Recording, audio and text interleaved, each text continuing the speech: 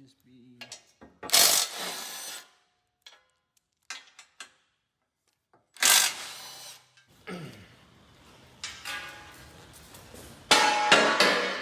Ooh. I wouldn't put that there. Just in case we lower it on the lip.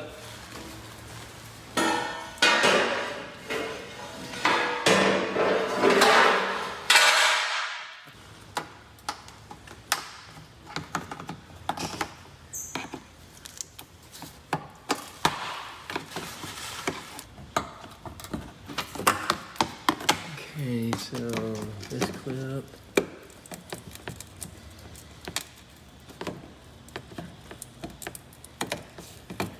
Dirt gets in these things, it makes them hard to take out.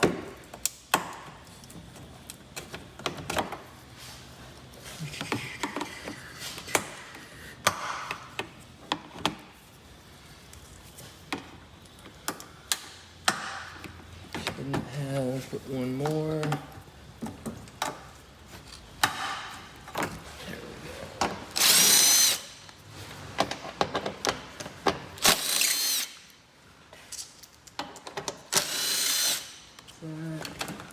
Connected, yep. This one, and then there should be one.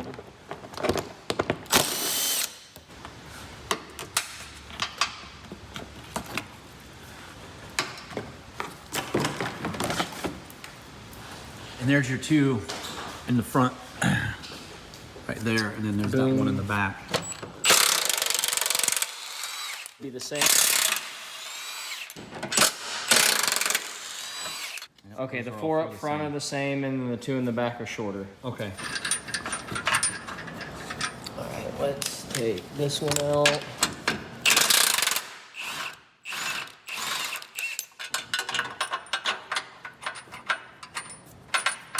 We don't have anything holding up the subframe right this minute, so except for that bolt. 3 bolts, yeah. Yeah, so we've got all the new bolts are going to be threaded in. Hang on, let's thread this one in a little bit more before you put that one in. Yeah. So we're going to thread those in so that whenever it does lower down, it doesn't fall. This will also keep everything in alignment. So we've got that supporting the subframe for the moment. So let's drop it down so we get an inch gap. All right, that looks good. It looks like it'll fit flush on that far side. Ooh, will it go in there though? Oh yeah, okay. I feel like we should start with the outside bolt. Yep.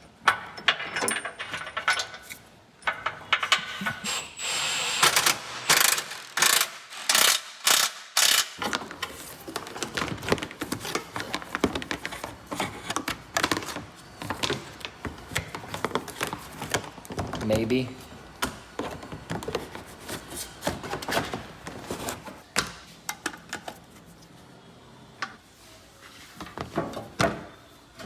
Right around in there.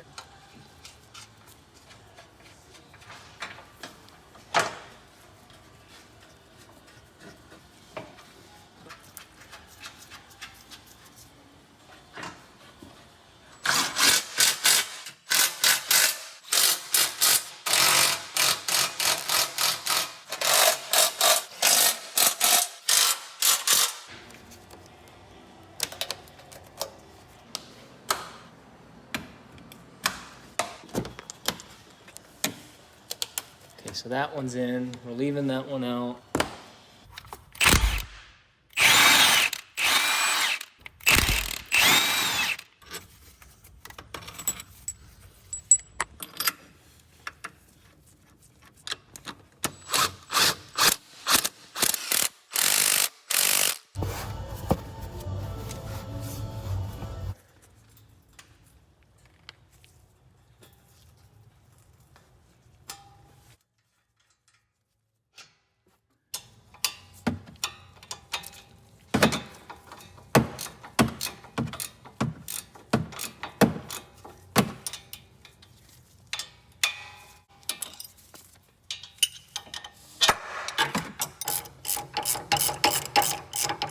Nightmare. There we go.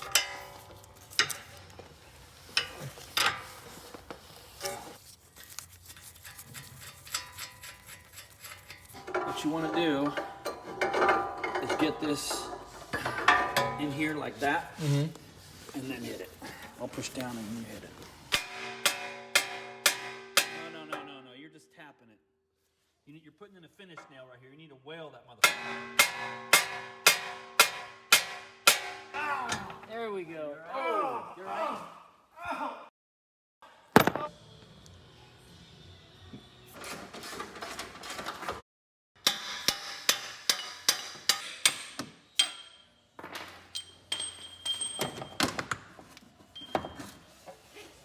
Well, look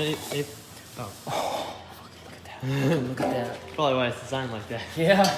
The front spacers can actually fit 3 different ways. Now the correct way is so that the L and the R are reading face up as you stand at the bumper and look towards the back of the car. Now I know this is counterintuitive because you're looking at a left side spacer and it's on your right side. But remember, left side is always driver's side and right side is always passenger side. Okay, so now you should be able to pull that out of there and get it down far enough to get it in. You're good. I'm like a half a man right now. Half the man I used to be. Woo, look at that. It's just going to take some probably put that bolt in before you tighten everything. Because that way you have a little more play. Yeah.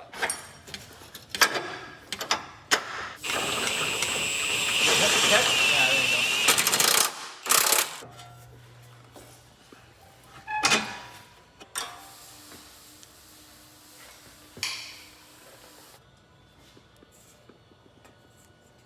Run the cotter key back in, bend it back in place. There's that.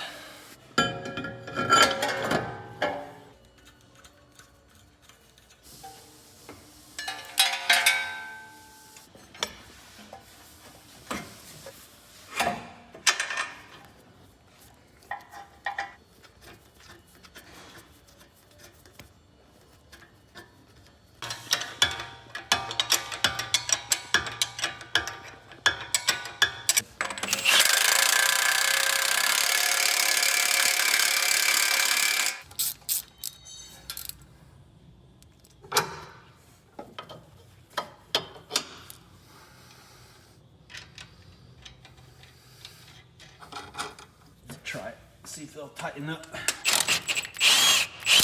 Oh yeah.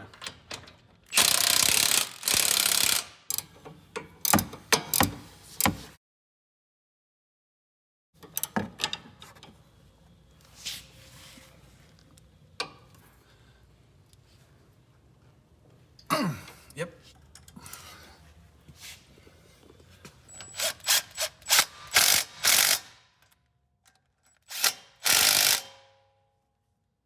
Okay, so now as you can see, we've had to lower this fender liner so that it attaches at the bottom where we've lowered this subframe. And now these 2 holes don't line up where they used to. They're a little bit low. So what we're gonna do is put a new hole right below that. It's a little bit of flex to this, so it doesn't have to be that precise. 1/4 inch drill bit.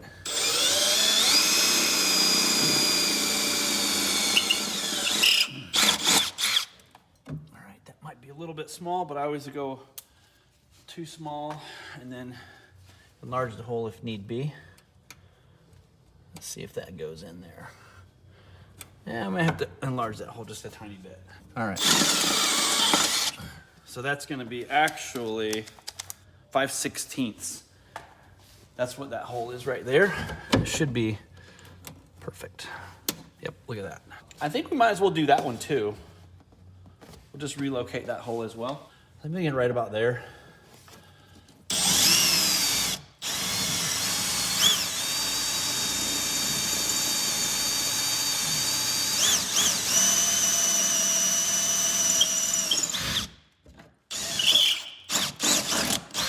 Okay.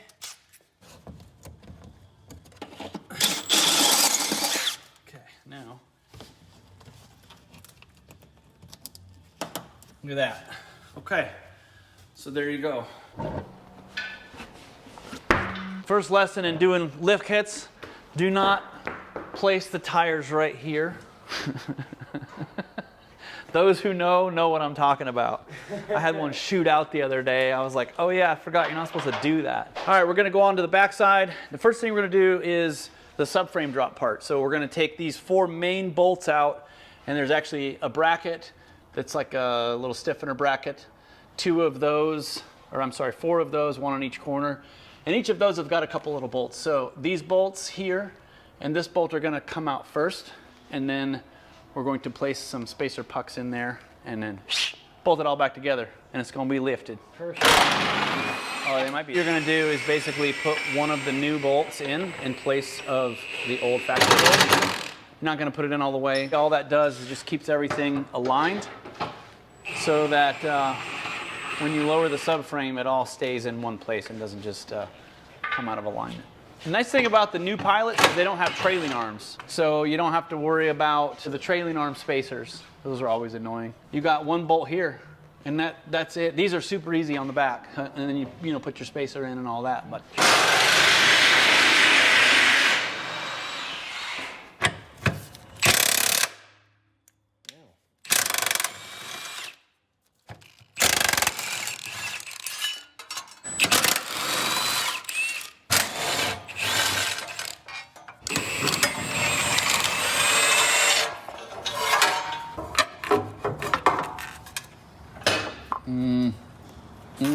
Yep. There it is. Pretty close. Might take a rubber mallet. Yeah, I was gonna say we'll probably have to push it a little further in. Finesse it a little. There we go. Oh, look at that.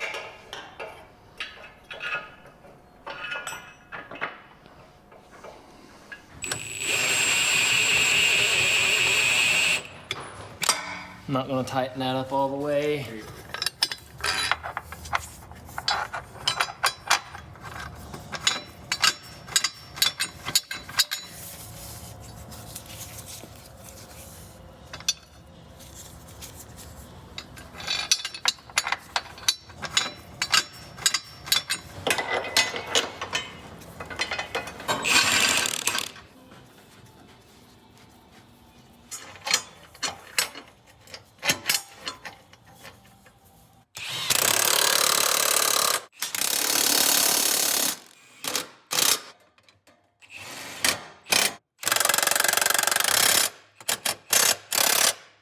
We've got the subframe kit installed right now. There's these 4 green pucks right here that go between the main subframe anchor points and the body here. And then you've got the little bracket, a couple of little spacers on that as well. That is the entirety of the subframe drop. It's super easy, barely an inconvenience. We do the subframe kit first because once you install this spring spacer, there's a lot more tension on everything. And it's easier to do with it being stock first. And then we'll put the spring spacer in after. You're welcome to experiment and do them in whatever order you want, but I've found that this is the easiest order to do them in. Nice thing about this is that you don't have to lower the exhaust. Everything still fits, and you don't have to worry about anything being misaligned. It's got enough room there.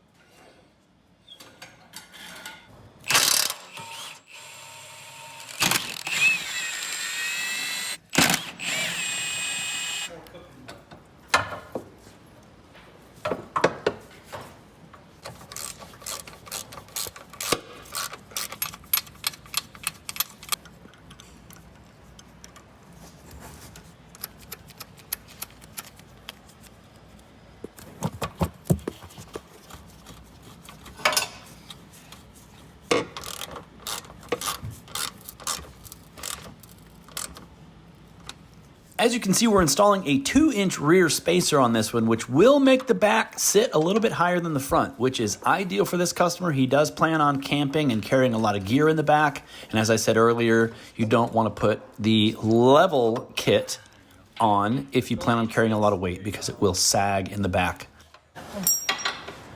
That's it. There it is.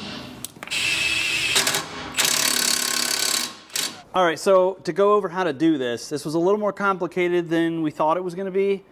Even though I've done this installation before, it seems like it was a little more challenging this time. We did end up using a floor jack. It's just easier to fine-tune the position of the lower control arm with using a hydraulic jack. Basically, we lifted it to the point where it was just off of the lift, or just barely, like almost all the way to the car was on this. But the trick of it was that we had to get the jack over to the side this way on the control arm. And when you're lifting it from the bottom, it's at too much of an angle to do that. So we had to lift it in 2 stages. Get the jack under here first, get it up to the point where you could put something through this hole to just hold it in place long enough to move the jack over out of the way. And putting the jack here allows you to access this gap right here. And this gap allows you to maneuver this part with your pry bar and get that into position to put the bolt in.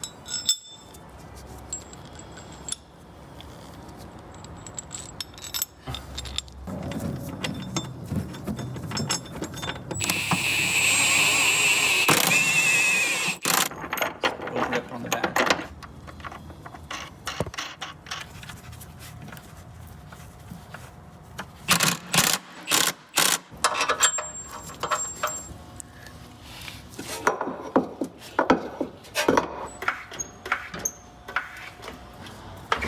The jack is actually touching this part and not allowing this whole thing to drop. So we've got to reposition the jack.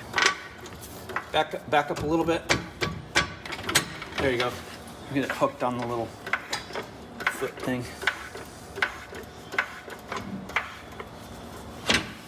Yep. All right, so it looks like this little bolt here is touching that and it's not allowing it to move. Oh. Yeah, that was it. I just had to pull it so it wasn't caught. Oh, there you go. You see what we've done? We've just anchored these 2 together, and now that's going to allow us to move the jack over to here, and then we can get our pry bar behind this and then pull it into position. We should be able to get a bite on it. You can see how we had to do this. Lifting it up right here with the floor jack allowed us to get our pry bar behind it here and allowed us to line up that bolt hole. Now we just don't know what happened to the bolt. So we might just use some bubble gum. Okay, we do have, look at that. See how easy that was?